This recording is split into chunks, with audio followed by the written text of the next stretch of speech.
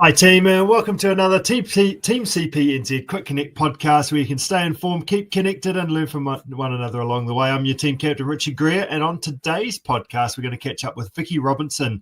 At the start of May, Vicky took on the Kahurangi 500, which is a bikepacking adventure published by the Kennett Brothers, which connects a number of the bike trails in the top of the South Island. We've had Vicky on the podcast in the past, reflecting on our Backroad 400 trip last year in Northland. That was episode 18 of the Quick Connect podcast in August 2024. In this podcast, we're going to learn about her latest trip, which was a bit of a step up from the Northland trip, I would say, as she took on a backcountry mission and also did it solo, which is pretty cool. So let's welcome Vicky onto the Team CP Quick Connect podcast, episode 36 and 182, to give you an insight of how her adventure unfolded. How you doing, Vicky? Oh, great. Thanks, Richard. Thanks so much for joining. Yeah, absolutely. Thanks so much for joining us. How's your Friday going so far? Yeah, well, good Swift session this morning, so a little tickle up going uphill. So looking forward to the end of May, I have to say. Yeah, and this particular Swift session this morning, you and I were kind of going head to head on that second climb. And I mentioned just before we went online that I was giving it absolutely everything to beat you up the hill, and you said you were like, oh yeah, I wasn't trying that hard.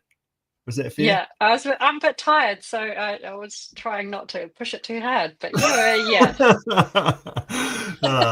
That's good. Well, you kept me honest, that's for sure. And I've sort of had to have a lie down before we're not live right now. But that's awesome. You got me on the flat.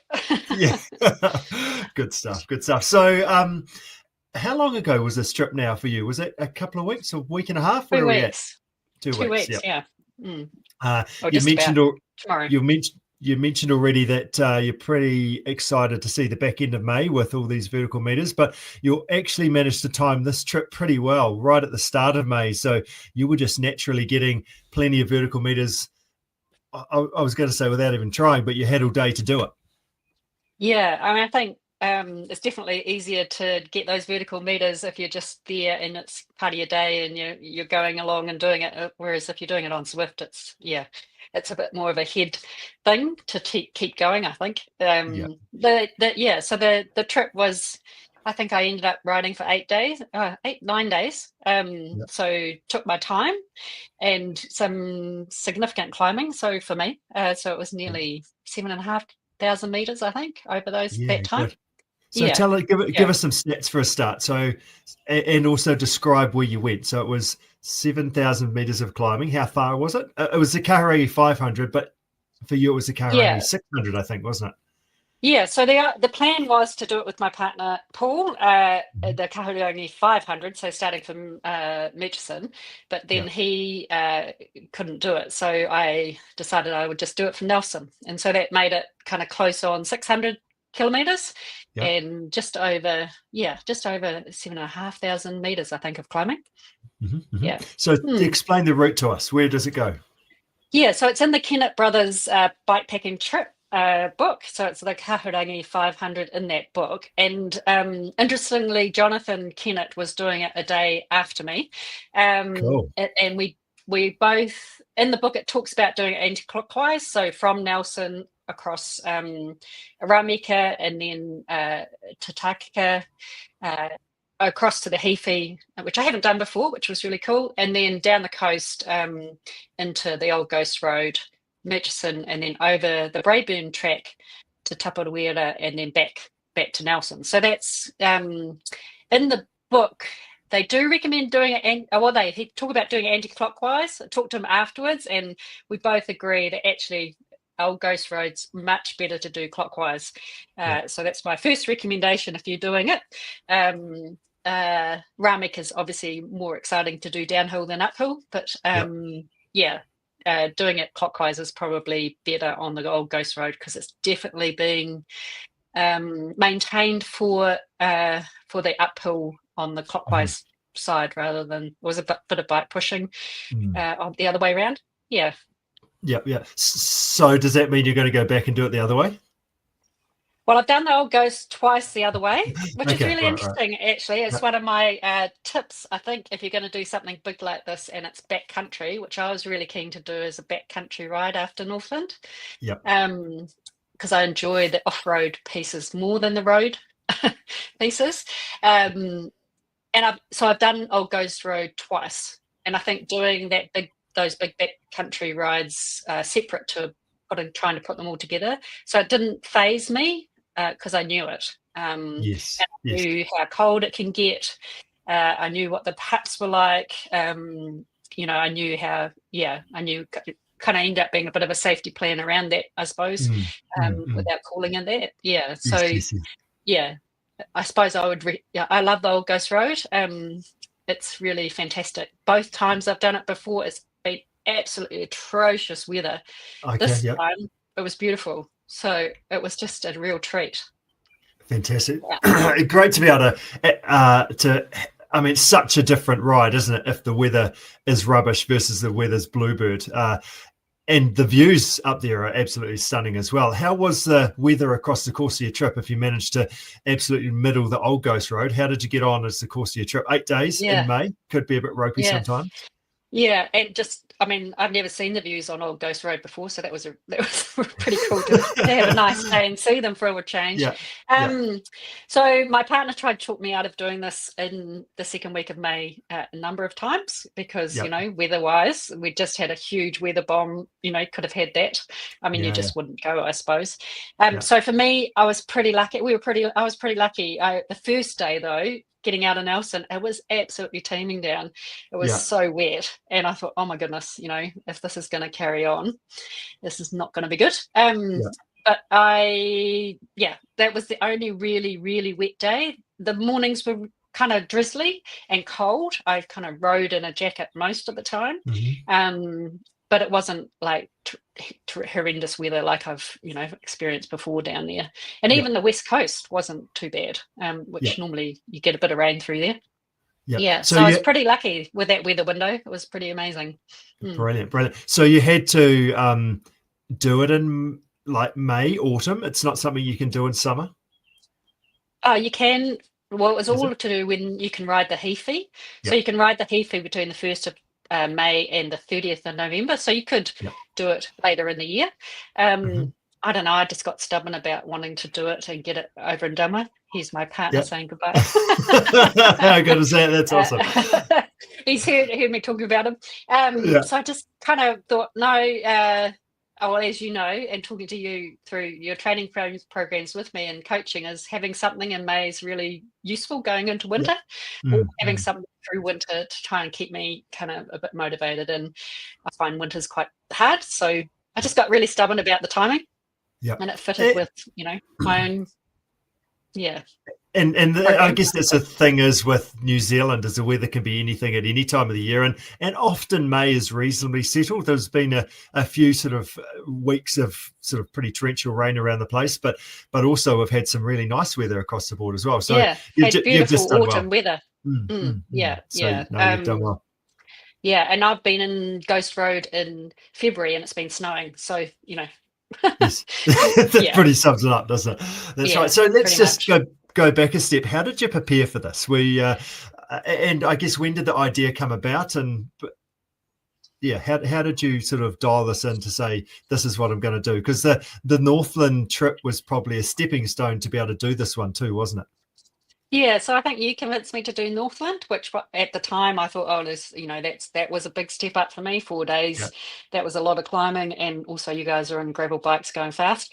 So after that, a friend of mine had done the Kahurangi the year before or last year, and I think I came out of that and said to you, I'd really like to try it a bit more, sort of the same sort of thing, but doing it backcountry. So the Kahurangi became an idea coming out of that Northland trip, really, because I knew that those are the bits that I enjoy the most, is kind of doing that off-road, in the bush type events. And the Northland trip.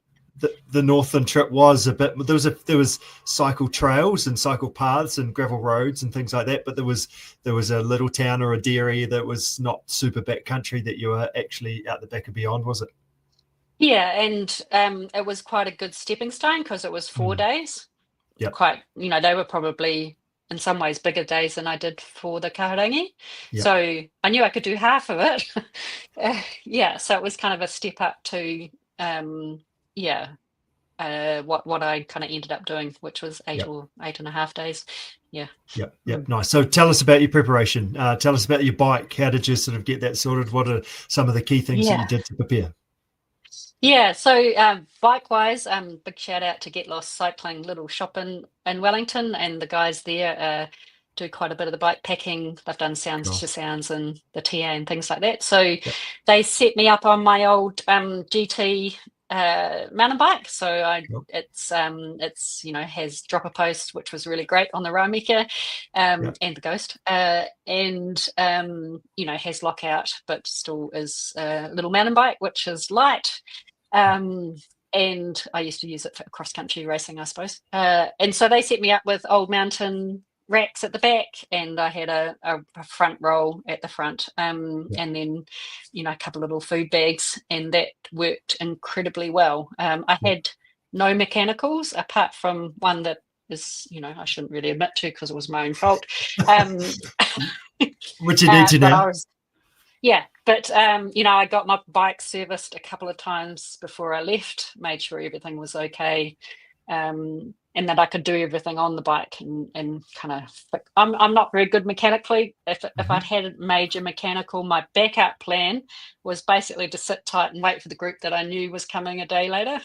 Right. Okay. Well, you had a backup plan. That's something. And a few zip ties basically was my backup plan. So yeah, good stuff. So you did, obviously that tripper was in Northland, but you did sort of a few loaded big day rides, didn't you, in the build into this? Yeah, I did. Yeah, I have to say though, my loaded bike practice rides weren't as loaded as my actual ride, and so the ride up the Takika Hill, I was struggling. Yeah, it was like, oh my God, this is heavy, because I took a lot of my food. So. It was heavy. That was, but I think that was quite good because it kind of got me used to the way the bike handled, particularly going down the Raumika, which is, quite rough. It's probably a grade 4 now.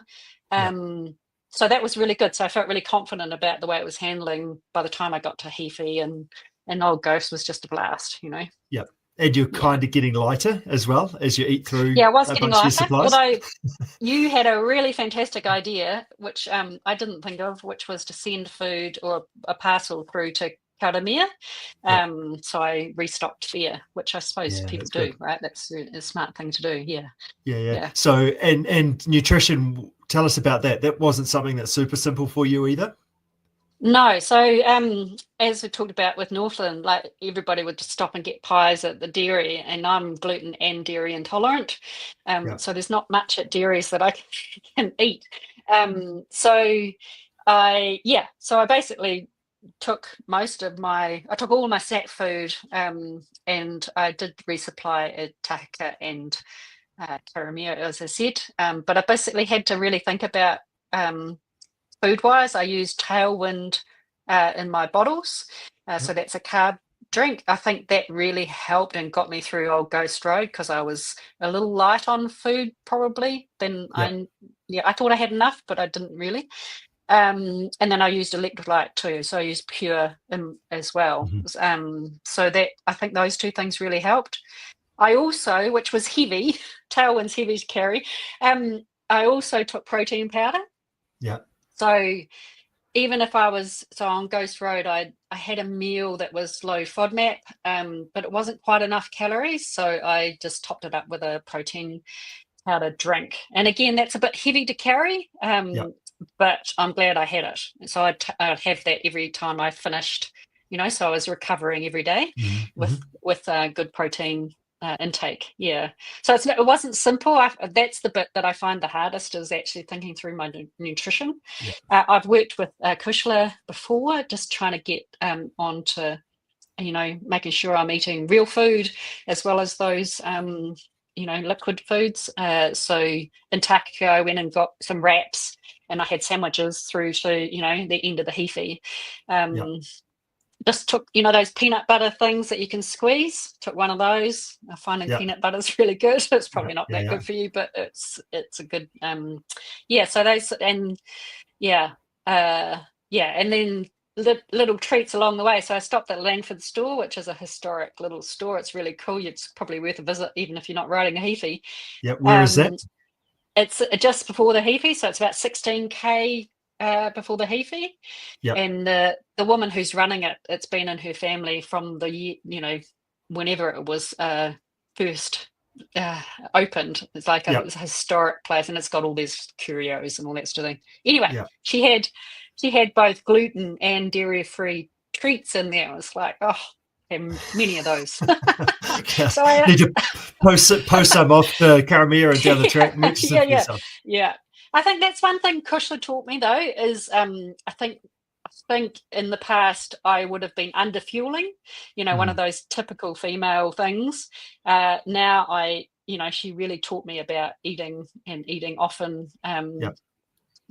And not being afraid of doing that, So I think that makes a big difference. Yeah. Yes. And you've just got to on the trip like this, don't you? You've just got to fuel your body, otherwise you just can't do it. Yeah.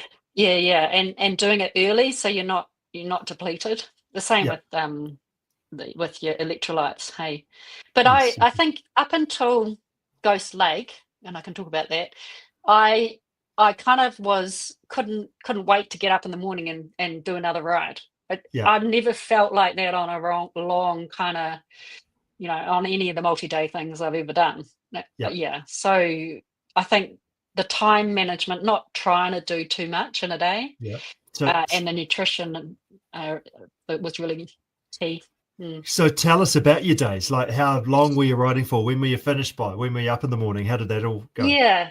So I think the temptation is to kind of, I looked at my friend and, they'd done it they'd done 500 in 5 days. And you kind of get caught in this, do as much as possible and I'll get through it. And, I've been known to do that in the past. And I deliberately, and I think your advice was really good, the first 2 days were really short. So I went from Nelson to Ririwaka for a first day, and it turns out that was in the rain. So I finished by 1 o'clock, landed at 10. But it was wet, so I had lots of time to dry my gear out, and just chill out. And then the second day was through to Peyton's Rock. So 2 short days to start. And I think Jonathan Kennett talks about this too. He said, like you ride yourself into the kind of these long things. You don't kind of go. And I had thought I'd do that first 2 days in one leg. I'm so glad I didn't. Yeah. So I deliberately built in lots of time. So most of my days, my longest Ks was 93K. Most of the 2 days on the Ghost Road, because you pay for it anyway. I've never done that before. We usually do one night. That was really cool. So lots of time, had lots of time. Had all, like you keep saying to me, you've got all day. Don't stress it. So there was something about giving myself flexibility and also time just to enjoy it. That was a new discipline for me. Like, not to just go hard and get as many Ks in as possible and then die. So I finished most days by 2. I think the longest day was 3:30, which at this time of year, it's getting cold by about then anyway. Yes. Could light fire in the huts and, I don't know, chill out. Have a chance to put your feet up and get set, and then you're ready to ride sort of early the next day as well, eh? Like you're on the bike by 8ish or so. Yeah, pretty much. So one of the Ghost Road days I started late. It was like, I've got all day to get to Ghost Lake, so I'm just gonna start late and have a chillax breakfast. And the other thing that was different is it meant that when I saw people, I stopped and talked to them. On the Heafy and on the Ghost in particular, not on the road. And so you're not kind of like have to get there before dark, so that was really cool. I met people that I wouldn't have stopped and talked to them before. Yeah. And that's some of the most funnest parts of a trip like this, isn't it? Actually interacting with the locals and other people that are doing the same trip as you. One of the things about this trip, you're originally going to do it with your partner Paul, but he wasn't able to make it. So you signed up to do it solo. How were you feeling about that beforehand, and how did it kind of unfold? A female in the backcountry on a bike on a mission. How did that sort of go for you? So it went really well, and surprisingly so. I mean, in some ways it became part of the challenge, is to do the whole logistics myself, not to have anybody else to rely on, to to think about my own pacing, go hard in my pacing, and not when I wanted to. Initially I was quite nervous about it, and before I started I definitely was nervous about, could I do this? What happens if anything goes wrong? And it was just a matter of starting, I think. Start by starting and then keep going. Yes. I did have the option at one point to jump in with the crew that was a day later, and I chose not to do that. And I think it was because part of it was just to test myself around, could I do this solo? It did mean I did meet another couple of other solo women, not doing the whole thing, but we were on the Hefe, and I talked to one of them about it, and she said, well, she really likes doing it solo because of you ride at your own pace, you talk to different people that you wouldn't normally. So did I get lonely? Somebody asked me that the other day, and there was only one moment I thought, it would be good to have somebody to yarn to right now. I missed having people riding on the road together, when you kind of head down, just dragging through, headwinds or whatever. But one of my most special moments was in Specimen Hut. I had nobody there. It was just me. And it just made me sit with it and just relax and, just read the book that was there and just enjoy it. In your own space. We don't normally do that. Like, it happens it doesn't happen much at all, does it? In this day and age. So we're a different experience. Good on you. I didn't have any, I had wonderful conversations with people. I had one aggressive driver on the road at one point, but that was the only issue I ever had. It was there's lots of people too, like you're seeing people Old Ghost was a bit quiet, but I'm a bit of an introvert, so I didn't mind my own company.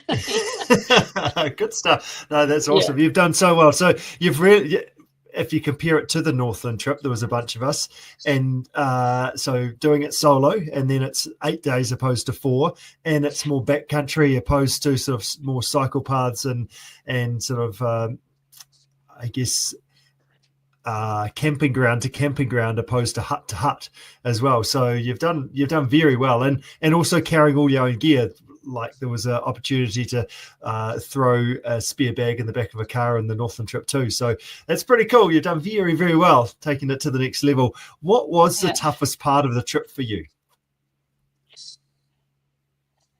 I think it was, there were two moments. One was just getting up to Old Ghost. So anybody who knows Old Ghost Road, the stairs are out of commission now, which is great, because I don't think I would have had to do a few trips to get up them.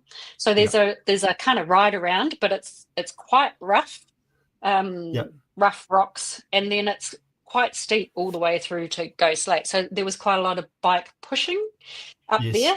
And at one point you could see Ghost Lake Hut, and then it disappeared. And it was like, oh, you bugger, I can see you. You're right there. So it was, but I just kept, at that moment I just went, just keep chipping away. You've got all day. It's okay. You're going to make it. It's not that far. So that was one time.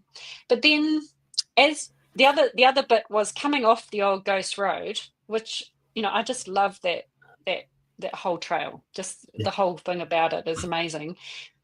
And then, so the Taparuera to Nelson bit was like, I probably could do without this bit. Yeah. So those 2 days were quite hard in a way, Yep. just mindset wise. Yes. The other crew who were following me, they got to Taparuera and called a shuttle and got a shuttle back from Taparuera to Nelson. Yeah. Okay. So that was kind of just like, oh, let's just get it done. Yep. Yeah. So Did it was you just even consider a shuttle or as an option? No, I didn't. Or no, didn't no. consider it? Too Didn't even think stubborn. about it? Or, No. But No. did you even have that as an idea? No, I didn't until I talked to them. Yeah. So, I could have done that, but not that you would have. But I mean, if it, I don't know, because it was going to be really bad weather for them, because they were a day later. I probably would have just done it anyway, because it was a really short. It was only a few hours. Yeah, I think the other thing, there was two things. Don't compare. It doesn't matter how long I take what I take. So, because I had looked at other people's times to get a kind of idea of how long things would take me, but not getting in the headset of I've got to do it at the same time as them, so that was really important. And then that real discipline around it's day by day. Don't think about 3 days out or how the hell am I going to do that, or just do today in the moment. Look at the bush. It's this 10 minutes here that's important, not I've got 93k to do. How the hell am I going to do that in 2 days time? So that was a real just really being present in the moment. When you're into the third or fourth day and you're tired and you can't think about even getting out of bed as a challenge, and then you're like, oh God, I've got to do this for another 4 hours. I'm hardly even halfway here. How am I even going to do that? Yeah, I didn't feel like that until I got to Murchison. Yeah. Okay. And then it was like, oh, yeah. Really funny. I had a funny moment coming out of Lyle, and I was like, which way is it? I actually had to ask somebody. I must have been a bit kind of gaga or something. It's like, which way is Murchison?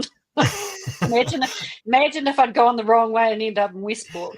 Yeah, quite important that you did get that one right. That's good. You've done very well there. Yeah, the other moments here would be quite good to have someone else with you just to go, okay, which way is it now? Yeah. But no, that's awesome. No, it's a great advice just to stay in the now, stay in the moment, because it is a long trip, and sometimes when you're in the struggling along, you just kind of want it over and want this bit done, and you think too far ahead. But yeah, that's really good just to stay in the moment and just enjoy the trip and enjoy what it is as much as you can.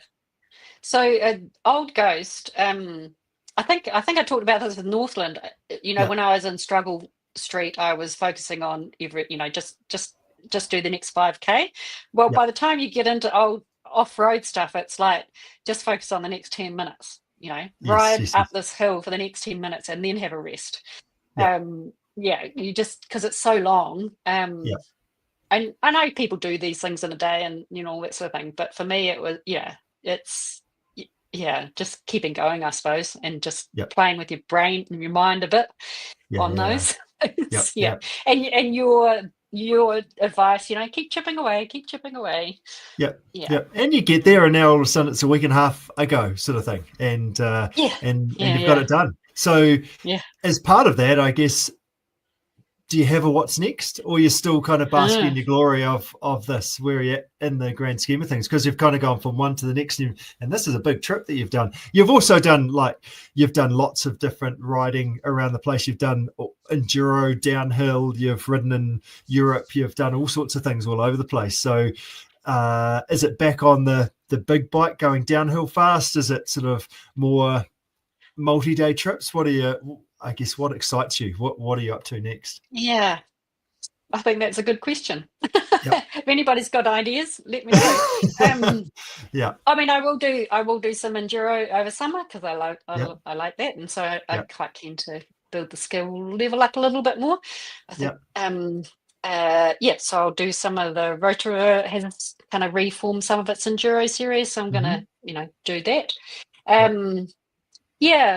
But when I was asked what did I really love about what I just did, and it was the adventure piece. So I've got to find another kind of something like that. Would I do sounds to sounds? I don't know whether I would. I don't know. I don't know. Bikepacking is I kind of love it, and then I don't really like it.